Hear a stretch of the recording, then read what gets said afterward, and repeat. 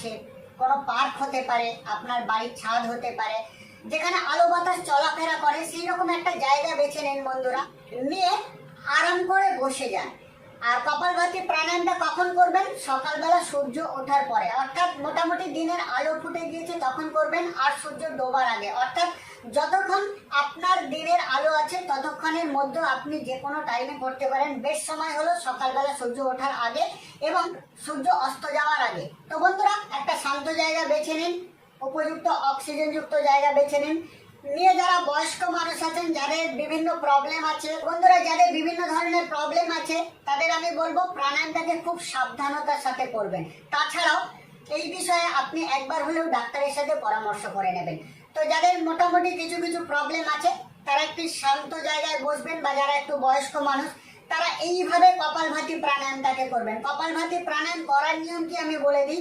শ্বাসটাকে just নাক দিয়ে নিক্ষেপ করতে হবে এবং পেটটাকে ভেতর দিকে এইভাবে চুপসে নিতে হবে। ইয়েস বন্ধুরা, পেটটাকে এইভাবে চুপসে নিচ্ছেন, আমি হাত দিয়ে আপনাদের দেখাচ্ছি জাস্ট আপনারা যাতে বুঝতে পারেন। পেট এইভাবে চুপসে যাবে আর নাক দিয়ে নিঃশ্বাসটাকে ছেড়ে দেবেন। যারা বয়স্ক মানুষ আছে কিভাবে করবেন? 1 সেকেন্ডে একবার করে শ্বাস ছাড়বেন। যদি প্রয়োজন হয়, যদি আপনাদের তাতেও অসুবিধা হয়, 2 সেকেন্ডে একবার করে করুন। আমি বয়স্ক মানুষদের জন্য দেখাচ্ছি সিস্টেমটা।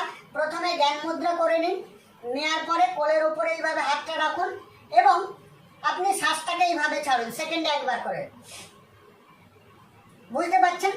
খুব সাবধানতার সাথে আস্তে আস্তে করবেন, তাড়াহুড়ো করবেন না, যেন আপনার শরীরের মতো কোনো রকম প্রেসার ক্রিয়েট না হয়, এটা মাথায় রেখে একদম স্লোলি করবেন। বয়স্ক মানুষদের জন্য আমি ব্যাপারটাকে কয়েকবার করে একদম ক্লিয়ার ভাবে বুঝিয়ে দিচ্ছি, আপনারা যাতে বুঝতে পারেন। আমি তার জন্য পেটে হাত রাখছি, আপনারা পেটে হাত রাখবেন না, জাস্ট এমনি ভাবেই করবেন। দেখুন আমি কিভাবে করছি।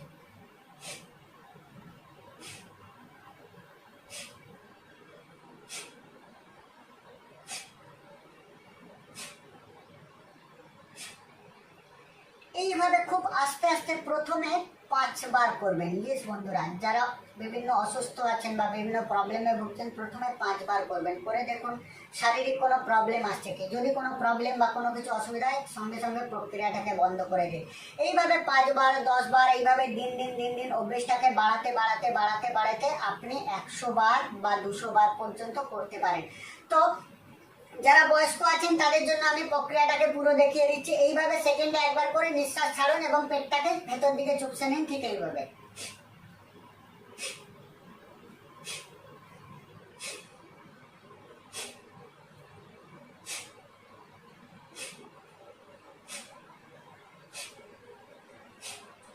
তো ব্যাপারটা বুঝতে পেরেছেন? আপনি যদি এইভাবেও আস্তে আস্তে করেন বা সেকেন্ডে একবার করে কপালভাতিটাকে করেন, তাতেও কিন্তু আপনার প্রচন্ড বেনিফিট হবে এবং আস্তে আস্তে আপনার শরীর যতটা সহ্য করতে পারবে, ধীরে ধীরে আপনি প্রক্রিয়াটাকে বাড়াতে থাকুন।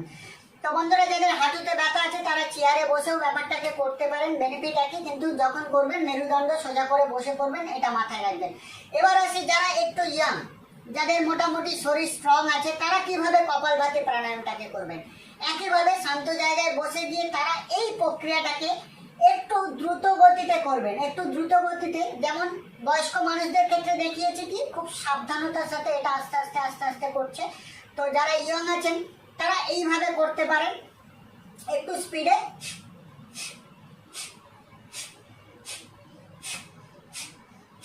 আমি যখন প্রাণায়ামটা করছি কি করছি, পেটটাকে পেছনের দিকে চুপসে নিচ্ছি এবং শ্বাসটাকে নাক দিয়ে জোরে নিক্ষেপ করছি। সিস্টেম একই। এবারে সিস্টেমটাকে আপনারা খুব সহজেই ফলো করুন। এবং একটা জিনিস লক্ষ্য করেছেন, আমি যখন প্রাণায়ামটা করছি আমার শরীর কিন্তু এইভাবে নড়ছে না বা আমার কাঁধ নড়ছে না, আমি কিন্তু স্ট্রেট আছি, জাস্ট আমার পেটটা পেছন দিকে যাচ্ছে এবং সামনের দিকে আসছে। দেখুন, ইয়াংদের জন্য আমি ভালোভাবে করে দেখাচ্ছি, আপনারা এইভাবে প্র্যাকটিস করবেন।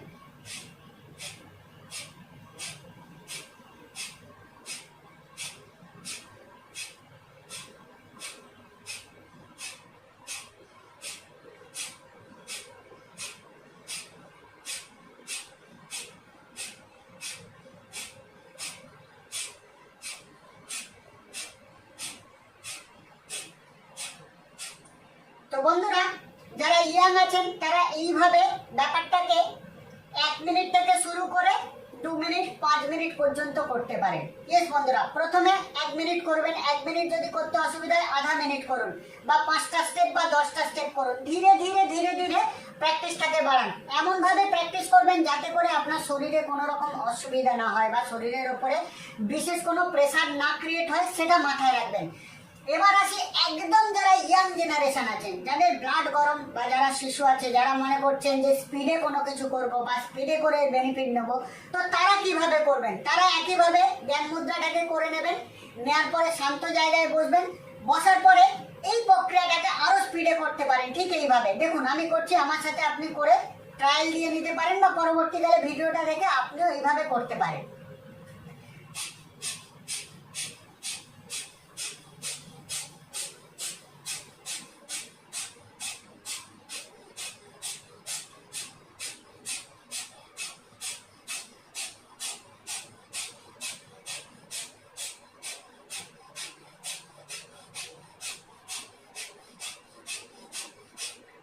তো বন্ধুরা, আপনারা বুঝে নিয়েছেন যে যারা ইয়াং আছেন তারা কিভাবে করবেন।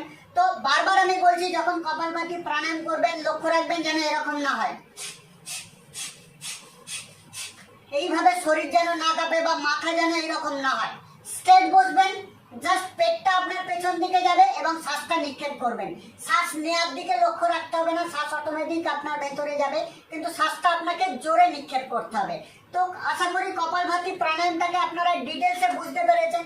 তো বন্ধুরা, যারা পেট, লিভার, গ্যাস, অম্বলজনিত বিভিন্ন প্রবলেমে ভুগছেন, কিডনি প্রবলেমে ভুগছেন, স্টমাকের প্রবলেমে ভুগছেন, যে কোনো পেট জনিত প্রবলেম, যে কোনো লিভার জনিত প্রবলেমে কিন্তু মিরাকেল রেজাল্ট আনে এই কপালভাতি প্রাণায়াম বন্ধুরা।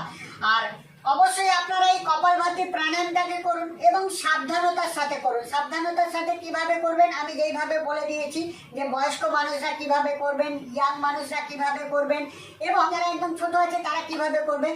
তো বন্ধুরা, এই ভিডিও